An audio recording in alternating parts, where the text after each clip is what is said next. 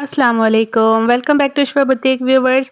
इस neck design को कल हमने डिज़ाइन किया था और मेरा वादा था कि इसके जो स्लीव्स और दामन का डिज़ाइन मैं कल आप लोगों को दूँगी, तो अपने वादे के मुताबिक मैं आ गई हूँ। तो जनाब चेक कर लें कि किस तरह की हमने डिज़ाइनिंग की है और किस तरह से की है, वो इसकी स्टिचिंग ट्यूटोरियल तो अभी मैं आप लोगों को देने ही वाली हूँ। और अगर गले की आपने डिज़ाइनिंग इसकी अभी तक नहीं देखी तो वो ज़रूर से चेक कर लें, लिंक मैं डिस्क्रिप्शन बॉक्स में दे रही हूँ। तो व्यूवर्स ये हमारे पास ड्रेस है जिसकी हमने डिज़ाइनिंग करनी है। इसकी बैक फुल प्रिंटेड थी, तो इसके बैक पे काफ़ी कलर्स थे, उन्हीं में से एक कलर चूज़ करके मैंने कंट्रास्ट के लिए फैब्रिक ले लिया है। सिल्क कतान में हमने प्रिंटेड फैब्रिक इसका लिया है। तो इसके साथ हमने अपनी ड्रेस की डिज़ाइनिंग करनी है। तो फ्रंट पार्ट मैंने कटिंग कर लिया है, बैक पार्ट पे सिंपल इसको रख के मैंने कटिंग करना है। तो व्यूअर्स मैंने इसकी दामन की गोल कटिंग करनी थी और इत्तेफ़ाक से मेरे जो बैक में जो प्रिंट है वो भी गोल ही डिज़ाइनिंग पे था। तो ये सोने पे सुहागा हो गया कि मैंने जो डिज़ाइनिंग करनी थी वो मुझे प्रिंट में भी मिल गई। फ्रंट पार्ट हमने इसको बैक पार्ट के ऊपर रख के सिंपल इसकी फिटिंग वगैरह कटिंग कर लिया है और फिर इसके जो बैक पर ये गोलाई थी, तो मैंने बैक वाला ही हिस्सा ही इसको बिछा लिया इसके ऊपर और इसी के अकॉर्डिंग मैंने अपना राउंड इसको दे दिया है। राउंड शेप हमने इसको दे देना है और उसके बाद इसके मैंने कटिंग का मार्जिन यानी कि अपनी स्लिट्स का मार्जिन वगैरह रख के तो इसकी जो है ना फिर नीचे से गोलाई देनी है जो हमने इसको एक्स्ट्रा रखना है। तो ये हमने इसकी कटिंग कर लेनी है, तो गोल दामन हमारा कटिंग हो चुका है। फिर इसको मैंने एक बिल्कुल बारीक वाला जो फ्यूज़िंग पेपर होता है उसके ऊपर इसकी ड्राफ्टिंग कर ली। जितना भी हमने मार्जिन का रखना था उसको छोड़ के तो फिर मैंने इसको अंदर वाली लाइन इसकी मैंने ड्राफ्टिंग कर ली। तो ये मैंने क्यों किया ताकि हमारा जो दामन है ना, वो बहुत ही फिनिशिंग से ड्रॉ आ जाए, बहुत ही फिनिशिंग इसके ऊपर बिल्कुल गोलाई इसकी परफेक्ट आ जाए। तो ये मैं बिल्कुल बारीक वाला ही फ्यूज़िंग पेपर यूज़ कर रही हूँ, ये हम अपने दामन पे पेस्ट कर लेंगे ताकि हमारा दामन बहुत फिनिशिंग से बने। तो फ्रंट और बैक दोनों के लिए हम लोगों ने ये ड्राफ्टिंग कर लेनी है और दोनों के लिए हमने ये गोलाई राउंड शेप में निकाल लेनी है। तो इससे बहुत आसान हो जाएगा और अपना कपड़ा जो है ना अच्छी तरह से फिक्स हो जाएगा, तो आप इस पे लेस लगाएँ, जो मर्ज़ी लगाएँ, बहुत आसान हो जाएगा। ये हमने निकाल लिया है और अपनी सिलाई का मार्जिन रखते हुए इसको पेस्ट कर लेना है अच्छी तरीके से। तो ये हमने पेस्ट कर लिया फ्रंट और बैक दोनों पे। तो अब हमने अपना फैब्रिक उठा लेना है जो हमने कंट्रास्ट का लिया था। इसकी जो लेंथ मैंने रखी है 17 इंचेस रखी है और ये फ्रंट और बैक दोनों के लिए मैंने डबल फ़ोल्ड करके रखा हुआ है।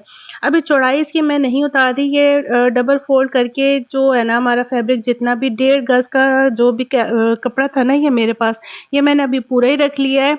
अपनी हम जो प्लेट्स इस पे डाल के उसके बाद जो एक्स्ट्रा कपड़ा होगा अपना दामन पूरा होने के बाद वो निकाल लेंगे। तो 2-2 इंचेस पर मैंने इसकी मार्किंग की है जिस पे मैंने प्लेट्स बनानी है। तो 2-2 इंचेस पे हमने इस तरह से ऊपर से और नीचे दोनों तरफ से हमने मार्किंग कर लेनी है। तो व्यूअर्स ये मैंने चॉक यूज़ की है जो बहुत आसानी से रिमूव हो जाती है कपड़ों पे से, तो इतना कोई मसला नहीं होगा, इस पे निशान आराम से नज़र आएँगे। तो आप आराम से इसकी प्लेट्स लगा सकते हैं। तो बैक के ऊपर भी हमने इस तरह से इसको निशान लगा लेना है और सारी लाइंस को हमने स्ट्रेट कर लेना है। पूरे फैब्रिक पे हमने तकरीबन अंदाज़ा करके कि कितनी हमारी जो प्लेट्स आएँगी वो होंगी, तो सारी मार्किंग हमने कर लेनी है। उसके बाद मशीन पे आ जाना है। तो ये ज़री का थ्रेड है व्यूअर्स, इसमें पर्पल कलर और गोल्डन कलर का मैंने ज़री का थ्रेड ले लिया है। कंट्रास्ट है इसमें पर्पल और गोल्डन का, तो वो मैंने अपनी बॉबिन में भर लिया है। और ये जो है ना मैंने फुट यूज़ किया है जो हमारी प्लेट्स के लिए यूज़ होता है।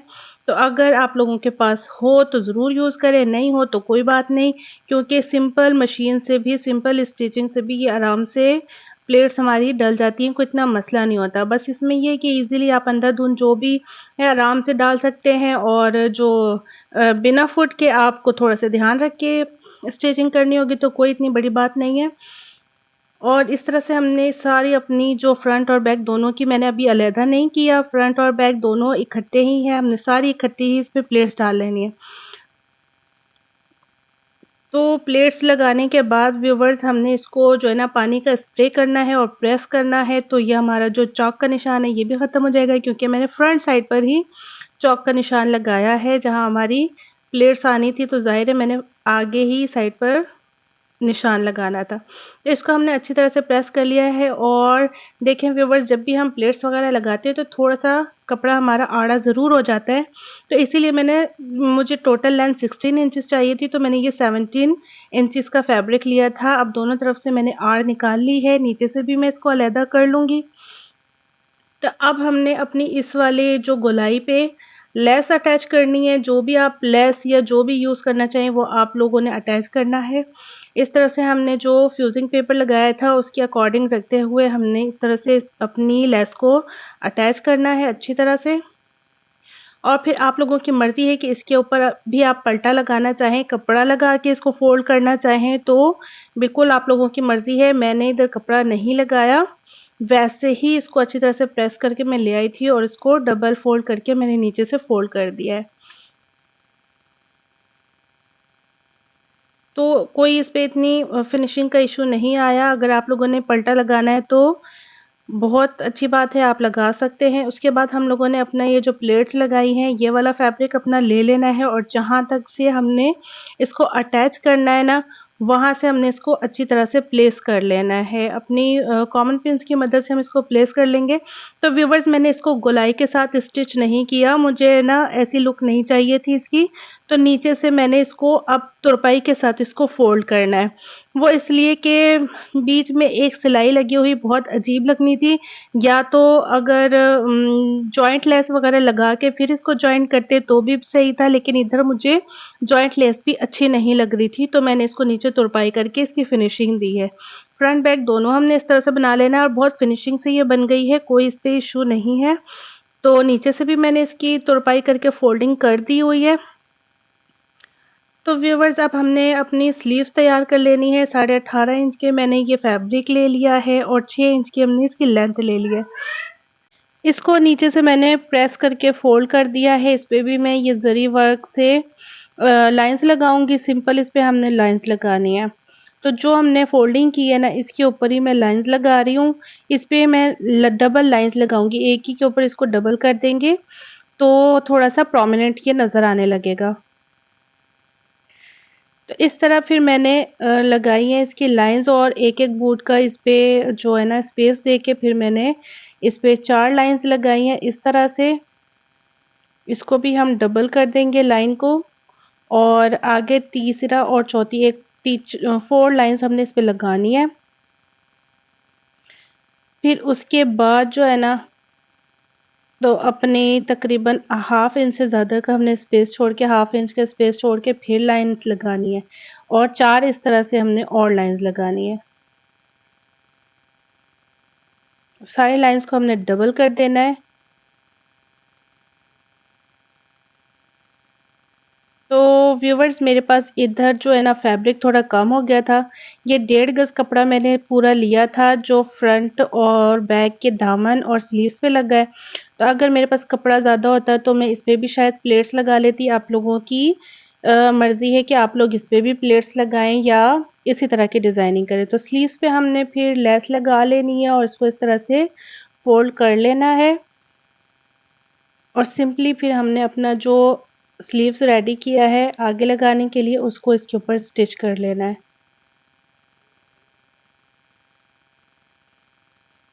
तो स्लीव्स हमारी रेडी हो जाएँगी, इसको हमने अपनी शर्ट्स के साथ जॉइन कर लेना है, फिटिंग कर लेनी है और उसके बाद हमारी जो दामन का बाकी का काम रह जाता है वो हम करेंगे।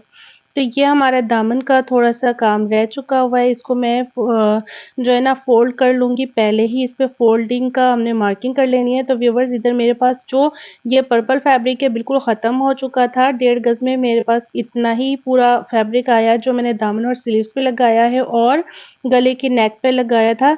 तो इधर मैंने यूज़ किया है जो पाइपिंग, अपनी पाइपिंग वाली डोरी मिलती है, डोरी पाइपिंग मिलती है, वो यूज़ किया है सेम कलर में और डोरी इसमें से मैंने निकाल ली है और इसी का हम पल्टा लगाएँगे।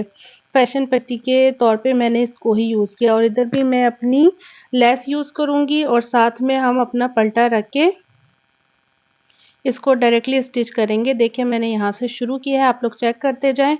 और अगर आप लोगों ने सेम ही कपड़ा लगाना है फैशन पट्टी के लिए तो आप लोगों ने 1.5 गज़ से थोड़ा-सा ज़्यादा कपड़ा लेना है इसकी डिज़ाइनिंग के लिए।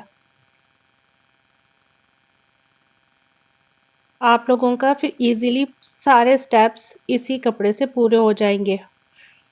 तो चारों साइड्स अपने चाकों की स्लिट्स हमने इस तरह से लगा लेनी है और फिर बाद में इसकी आप लोग चेक करें क्योंकि हमारे पास ये डबल शेडेड दामन हो गया है, नीचे से पर्पल और ऊपर से ग्रीन, तो इस पे स्टिचिंग मैंने नहीं की, फिर मैंने इसके ऊपर तरपाई की है। तो अब आप लोग चेक कर लें मेरी ड्रेस की फुल जो डिज़ाइनिंग है वो किस तरह से नज़र आ रही है, जो हमारी ड्रेस थी बिल्कुल सिंपल थी, अब इसकी जो है ना लुक बिल्कुल ही चेंज हो चुकी है और बिल्कुल लेटेस्ट डिज़ाइन हमने इसका बना दिया है, बहुत ज़बरदस्त इसकी फिनिशिंग है, स्लाइड्स की हमने तुरपाई की है, बहुत ही खूबसूरत इस पे फिनिशिंग आई है। तो इस तरह से आपने अपने ड्रेस की डिज़ाइनिंग करनी है, वीडियो आप लोगों को कैसी लगी?